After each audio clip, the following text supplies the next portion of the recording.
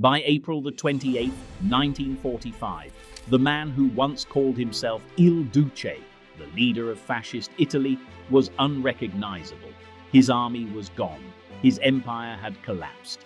His people, who once chanted his name in stadiums and parades, now cursed him from behind shattered windows. And Benito Mussolini, the man who had ruled Italy with iron and vanity for more than 2 decades, was hiding in the back of a truck, wearing a German coat and a steel helmet too big for his head. It was the final morning of his life.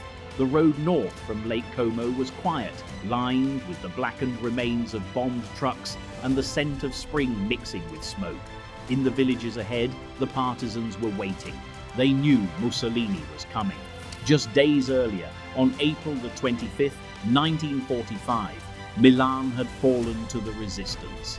The Germans were retreating north toward Austria, and Mussolini, still clinging to his puppet regime, the Italian Social Republic, had decided to flee with them.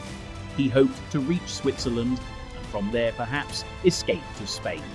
His mistress, Claretta Petacci, insisted on joining him. They travelled in a convoy of German vehicles, disguised among fleeing soldiers of the Waffen-SS. Mussolini wore dark glasses and a heavy coat to conceal his face. He said little, staring blankly out the window as the truck rattled along the mountain roads. He carried with him a small suitcase filled with documents and a gold revolver. At one checkpoint near the town of Dongo, his luck ran out. The convoy was stopped by Italian partisans of the Garibaldi Brigade. They ordered everyone to get out. When the partisans began searching the trucks, one young fighter noticed a familiar face under the brim of a German helmet. "Who are you?" he demanded. Mussolini hesitated, then muttered, "I am the man you are looking for." It was over. The partisans arrested him on the spot, along with Petacci and a handful of fascist officials. They were taken to a nearby farmhouse. For a night and a day, Mussolini sat in a small upstairs room, guarded by men who had once been peasants and factory workers, men whose brothers he had executed, whose families he had starved, whose country he had ruined. He did not plead, he did not beg. Witnesses said he sat slumped in a chair, staring at the floor, whispering to himself. One partisan recalled he looked like a dead man who had not yet fallen. By the morning of April the 28th, orders had come from Milan. Mussolini was to be executed. The partisans did not wait for a trial. The Allies were advancing, and they feared the Germans might attempt a rescue. The decision was made swiftly, almost quietly. Justice would be carried out immediately. At around 4 in the afternoon, a car pulled up outside the farmhouse. Inside were 2 partisans, Colonel Walter Audicio, known by his nom de guerre Valerio, and his comrade Aldo Lampredi. They carried a submachine gun and a pistol. Audicio entered the house and told Mussolini and Petacci to come with him. The dictator rose slowly. Petacci clutched his arm. The group drove a few kilometers to the small village of Giulino di Mezzegra, stopping near a stone wall outside a villa named Belmonte. The road was empty, lined with trees trembling in the wind. Audicio ordered Mussolini and Petacci to stand against the wall. Petacci began to cry, clutching at his coat. Mussolini said nothing. He looked dazed, lost. His once proud face was grey and heavy, his chin trembling. Audicio stepped back, raised his submachine gun, and shouted, "Per il popolo italiano," for the Italian people. The shots cracked through the still air. Claretta Petacci screamed and threw herself in front of Mussolini as the bullet struck. Both fell instantly. The dictator's body convulsed, then went still. Petacci's blood covered his sleeve. For a moment, there was silence. Then one of the partisans stepped forward and fired again, a single bullet into Mussolini's head. It was done. The bodies were loaded onto a truck and taken south to Milan. As news spread, crowds began to gather along the roads.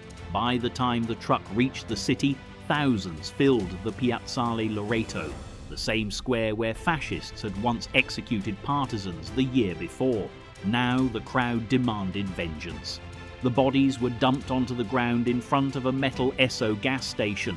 People surged forward, shouting, spitting, striking the corpses with sticks, stones and shoes. Some women who had lost family to fascist violence kicked his face until it was unrecognizable. Others cut locks of his hair as souvenirs. The hatred was uncontrollable, raw and years in the making. Then came the final humiliation.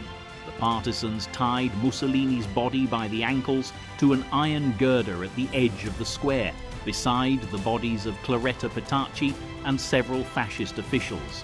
Their corpses hung upside down, twisting slowly in the wind. Blood dripped onto the pavement below. Photographs taken that day would circle the world. Images of the fallen dictator, the man who had once ruled Italy with absolute power, now reduced to a lifeless carcass, hanging like slaughtered meat. American and British soldiers who arrived later described the scene as a frenzy. One officer said, "I saw vengeance naked, and it was terrible." For hours, the mob shouted, cursed, and wept. They had lived under fascism for 20 years, under censorship, propaganda, and fear. They had watched their sons die in Mussolini's wars, seen their cities bombed, their freedom stolen.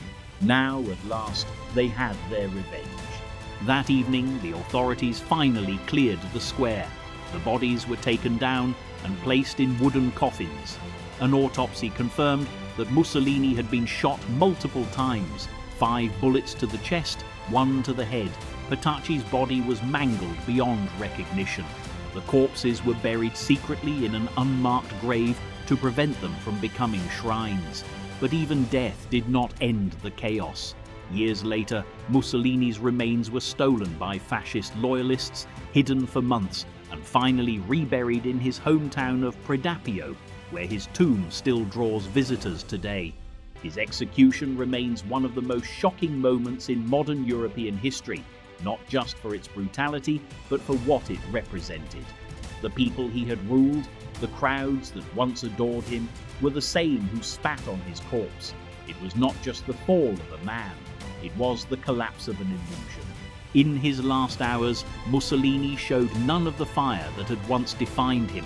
The orator who had promised a new Roman Empire died without a word, surrounded by strangers, beside a woman who loved him more than he deserved. His last sight was not of glory or triumph, but of the gun barrel pointed at his chest.